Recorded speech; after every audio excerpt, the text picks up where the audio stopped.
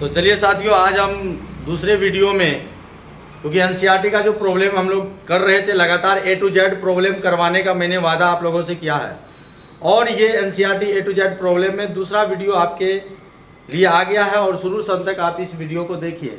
और एनसीईआरटी का आपका क्वेश्चन नंबर 6 देखिए क्या कह रहा है। क्वेश्चन नंबर 6 कह रहा है कि ठोस A, कोई एक ऐसा ठोस है, पहले क्वेश्चन को समझ लीजिए, अत्यधिक कठोर तथा ठोस एवं गलित दोनों अवस्थाओं में विद्युत रोधी है और अत्यंत, या तो होना चाहिए, अत्यंत उच्च ताप पर पिघलता है। यह किस प्रकार का ठोस है?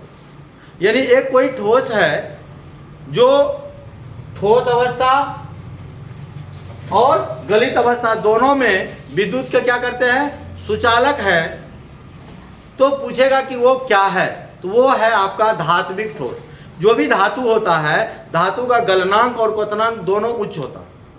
और धातु चाहे वह ठोस अवस्था में हो, चाहे वह गलित अवस्था में हो, चाहे वह पिघली हुई अवस्था में हो, विद्युत के होते हैं सुचालक। तो इनको आप ऐसे लिख दोगे, धात्विक ठोस। नेक्स्ट प्रश्न आपके लिए देखिए, नेक्स्ट प्रश्न आपके लिए क्या कहता है, ध्यान से सुनिएगा। अगले क्वेश्चन की ओर हम लोग बढ़ते हैं, और ये क्वेश्चन क्या कह रहा है कि आयनिक ठोस गलित अवस्था में विद्युत चालक होते हैं। यानी विद्युत के यहाँ सुचालक भी लिख सकता है, सुचालक होते हैं, परंतु ठोस अवस्था में नहीं। व्याख्या कीजिए। Explain. Ionic solid in solid state are bad conductor of electricity, but in molten state it is good conductor of electricity. ये जो आयनिक ठोस होता है, सबसे पहले जानेंगे ये जो आयनिक ठोस है ये किस चिड़िया का नाम है और आयनिक ठोस में किस प्रकार का बंधन है। तो हमने याद करो भैया, आप विवाह तो जानते होंगे, इनमें सभी लोग विवाह के बारे में जानते होंगे। और ये जो विवाह होता है, विवाह होता है गर्ल्स और बॉयज के बीच। विवाह किसके बीच होता है बोलो? गर्ल्स और बॉयज के बीच, है ना। ऐसा नहीं होता बॉयज बॉयज में, लड़का लड़का में विवाह होगा, लड़की लड़की में, ऐसा नहीं। अपवाद में हो सकता है, वो चलेगा। अब गर्ल्स और बॉयज में क्या होता है, गर्ल्स का ट्रांसफर होता है। यानी ये जो गर्ल्स लड़की है अपने मायके छोड़ के ससुराल जाती है, यानी स्थानांतरण हुआ या लड़की का। तो यहाँ आयनिक ठोस में क्या होता है, इलेक्ट्रॉन का स्थानांतरण होता है।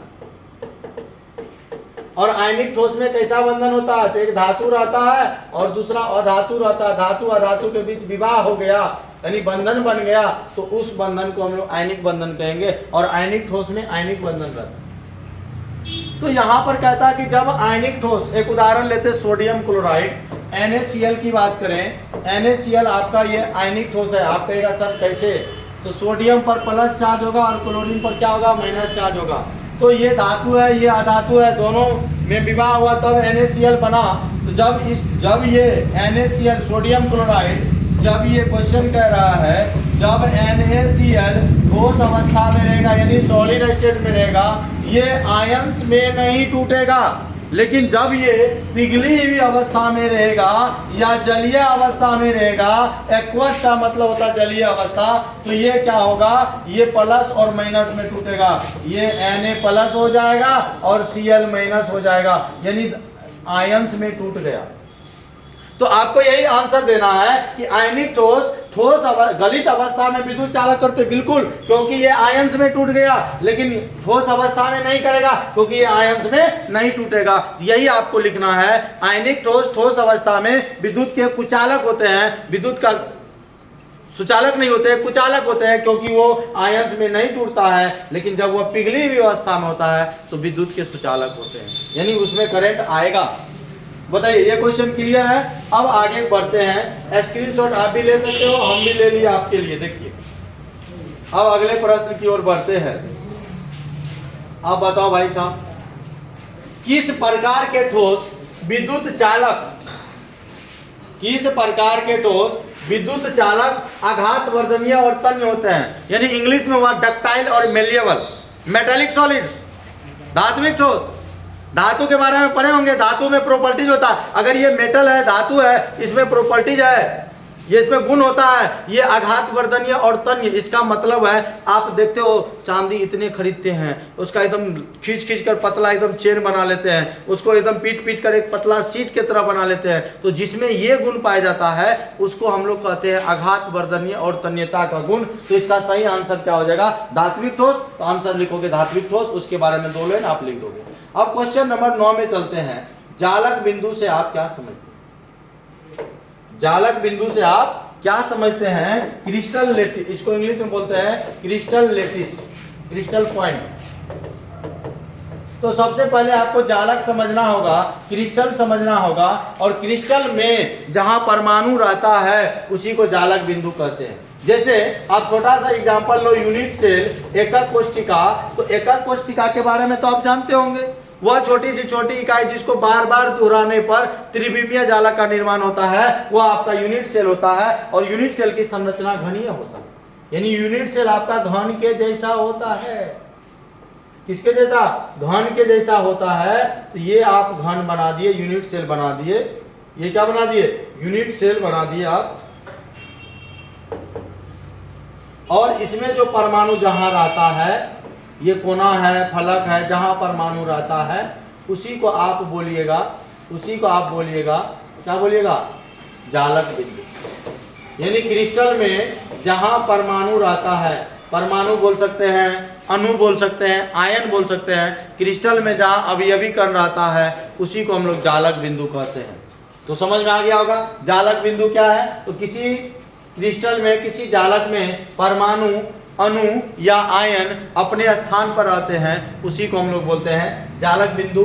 इस बात को आप अच्छे से लिख लोगे। अब अगले प्रश्न की ओर आते हैं, अगले क्वेश्चन की ओर आते हैं। अगला क्वेश्चन देखिए क्या कहता है कि एकक कोशिकाओं के अभिलक्षणित करने वाले पैरामीटर, अभिलक्षणित करने वाले पैरामीटर, कीड़ा सब आ जाता है, बड़ा दिक्कत है। अभिलक्षणित करने वाले पैरामीटर। तो यूनिट सेल के जो आप यूनिट सेल बनाते हो, ये जो आप यूनिट सेल बनाते हैं, तो यूनिट सेल इस तरह का घनीय संरचना होती है। और इनके इसको आप ऐसा भी बना सकते हो, इस तरह से, इसका उल्टा, इस तरह से देखिएगा, इस तरह से भी आप बना दिया। तो एक्स एक्सिस के अलोंग दूरी को हम लोग ए बोल दिए, इसको बी बोल दिए, वाई एक्सिस है, और ये जेड एक्सिस है, 3 एक्सिस होता है। तो इसमें इसके पैरामीटर होते हैं कुल 6। कौन कौन? A B C. एक होता है अल्फा बीटा गामा, याद रखना, A B C, alpha beta gamma. A B C को कहा जाता है अक्षीय दूरी, अल्फा बीटा गामा को कहा जाता है अक्षीय कोण। यानी ए बी सी जो है आपका एक्सिस के अलोंग, ये जो एक्सिस देख रहे हैं, हमने जो एक्सिस माना एक्स वाई जेड, आप पढ़े होंगे एक्स वाई जेड ऐसा एक्सिस। तो एक्सिस के अलोंग जो दूरी होता है उसे आप अक्षीय दूरी नाम देंगे, अक्षीय दूरी कहते हैं। और ये जो अल्फा बीटा गामा है ये कोण है, ओ सॉरी, अल्फा ऐसे लिखो, बीटा ऐसे लिखो और गामा ऐसे लिखिए। अल्फा बीटा गामा जो ये कोण है इसको अक्षीय कोण के नाम से जाना जाएगा। कौन कोण के नाम से जाना जाएगा? अक्षीय कोण के नाम से जाना जाएगा। अब आगे बढ़ते हैं अगले प्रश्न की ओर। ये सब हमने आपको थ्योरी में भी पढ़ाया है, और नहीं जानते हैं तो आप देखिएगा। उसके बाद है 11 नंबर का क्वेश्चन। वीडियो को बहुत लंबी नहीं करना है, 5 से 10 मिनट, ताकि सभी लोग एक तरफ से देखें। कितने मिनट का वीडियो बन गया होगा? बंद कर दीजिए।